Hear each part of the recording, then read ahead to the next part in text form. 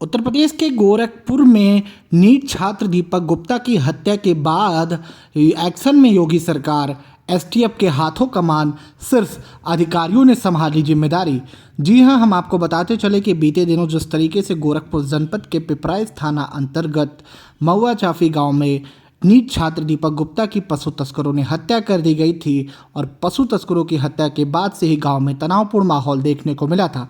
इसको लेकर सियासत भी गर्म नजर आ रही थी। तो दूसरी तरफ इस मामले को योगी सरकार को चुनौती देने वाले पशु तस्करों के खिलाफ अब यूपी सरकार एक तरीके से अभियान चलाकर क्लीन स्वीप करने की तैयारी में है।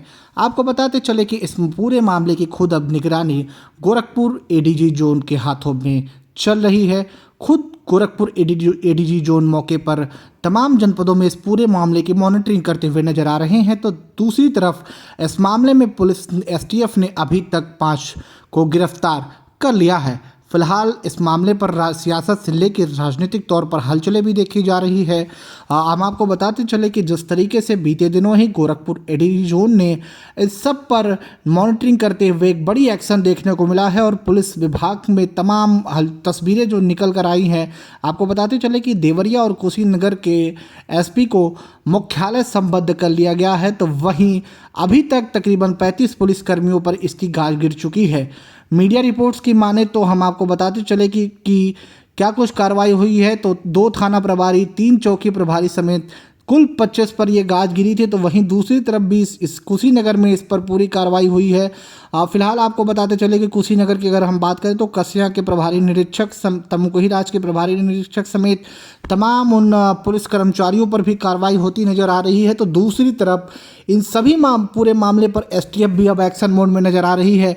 जिस तरीके से मुख्यमंत्री योगी आदित्यनाथ के गृह जनपद में पशु तस्करों ने नीट छात्र दीपक गुप्ता की हत्या करने के बाद सीधे तौर पर योगी सरकार को चुनौती दे दिया था। उसके बाद से जिस तरीके से मुख्यमंत्री योगी आदित्यनाथ के निर्देश के बाद तमाम आला अधिकारी मौके पर खुद इस मामले की मॉनिटरिंग कर रहे हैं और खुद इस मामले पर एसटीएफ के हाथों ये मामला देखने को मिली। फिलहाल इस मामले पर देख रही है, लेकिन दूसरी तरफ कहीं ना कहीं उन पर भी गाज गिरना शुरू हो गया है, जो पुलिस महकमे में रहकर कहीं ना कहीं सरकार पर भी खड़ा हो रहा था। जिस तरीके से एडीजी जोन की रिपोर्ट में सामने आई, उसके बाद से ही एडीजी जोन गोरखपुर ने तमाम तरीके से तमाम पुलिसकर्मियों पर कार्रवाई की है। अब फिलहाल तस्कर की मौत हो गई है। मुख्यमंत्री योगी आदित्यनाथ ने साफ कहा है कि सभी को अधमरा कर दिया नहीं जाएगा और उस परिवार को न्याय मिलेगा जिस परिवार ने अपना एक लाल खो दिया है।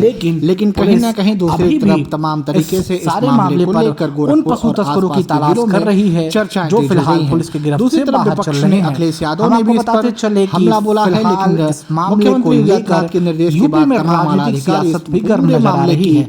गहनता से जांच कर और मॉनिटरिंग कर रहे हैं। अपडेट है ये, आपको बताते चले कि आ रही है कि जिस पूरे मामले पर योगी सरकार भीड़ ने कड़ा एक्शन ले रही है और लगातार उसकी कई ऐसी तस्वीरें सामने निकल कर आ रही है जिससे कहीं ना कहीं पशु तस्करों की अब एक तरीके से योगी सरकार क्लीन स्वीप कर रही है। को लेकर हम लोग लगातार कार्रवाई कर रहे हैं। जो पशु तस्कर विभिन्न अपराधों में फरार चल रहे हैं, उनकी गिरफ्तारियां हो रही है, उनके यहाँ दबिश हो रही है और उनके जो पुराने मुकदमे उनको खंगाला जा रहा है और यथोचित उसमें एक्शन लिया जा रहा है। इसके अलावा जो उनके पशुओं की तस्करी के जो रूट है, उनकी नाकेबंदी की सुदृढ़ स्कीम बनाई जा रही है जो रेंज स्तर से संचालित की जा रही है और अधिकारियों द्वारा स्वयं रात्रि में चेकिंग करवाई जा रही है।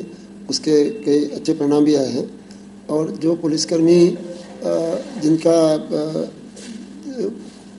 उसको जो पुलिसकर्मी जहाँ पर नियुक्त है उनकी समीक्षा की जा रही है और जो सेंसिटिव पशु तस्करी के दृष्टिकोण से जो सेंसिटिव थाने वह बदलाव भी किए जा रहे हैं।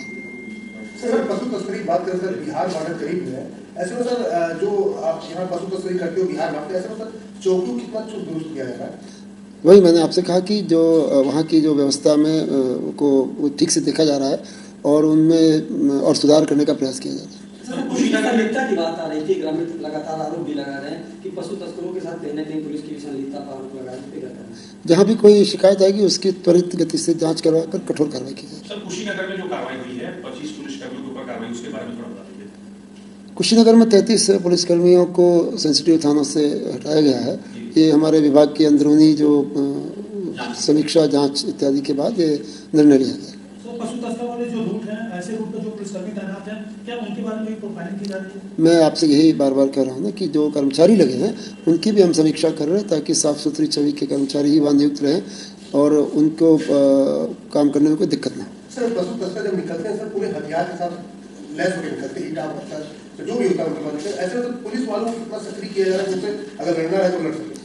देखिए, ये इनका एक बहुत ऑर्गेनाइज्ड क्रिमिनल एक्टिविटी है।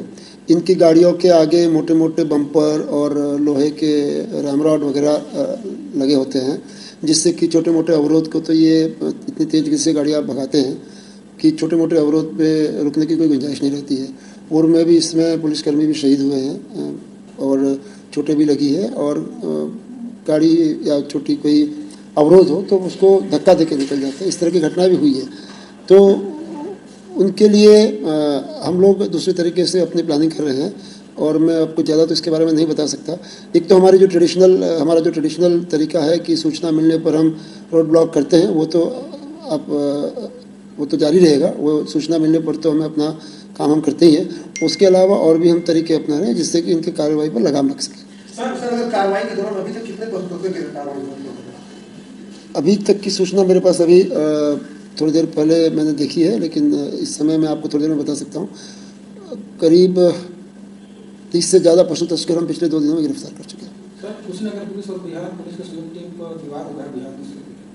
हमारे कप्तानगंज थाने की एक टीम, एक अपराधी जो कप्तानगंज थाने से वांछित चल रहा है, उसकी गिरफ्तारी के लिए वेस्ट चंपारण डिस्ट्रिक्ट गई थी और वहाँ की पुलिस को साथ में लिया निमानसार, और गांव में दबिश के लिए गई थी। वहाँ पर विवाद हुआ। विवाद में जो भी परेशानी हुई उसके बाद मैं आपको ये बताना चाहूँगा कि हमारी जो सारे पुलिसकर्मी सुरक्षित और मैं साजो सामान के वापस आ चुके हैं। इस बात को मैंने कंफर्म कर लिया। सर 17 रूट 2016 में चिन्हित किए गए थे, खास करके उस पर किस काम में क्या उन 17 को छोड़ के और भी रूट आप लोगों ने चिन्हित किया? दूसरा सर कि आप लोगों की इंटर स्टेट जो मीटिंग हुआ करती है, जो कि मामला गोपालगंज और चमाड़ से जुड़ा हुआ, तो क्या इंटर स्टेट हाई लेवल की कोई मीटिंग इधर पे फिर से प्रस्तावित है? देखिए, जहाँ 2 बातें आपने कही, एक तो रूट के बारे में और एक इंटर स्टेट मीटिंग के बारे में। तो इंटर स्टेट मीटिंग हम शीघ्र करेंगे उनके साथ में, रेंज स्तर पर होगी ये मीटिंग। उसके लिए पहले हम अपना होमवर्क कर रहे हैं और फिर उनसे संपर्क करेंगे।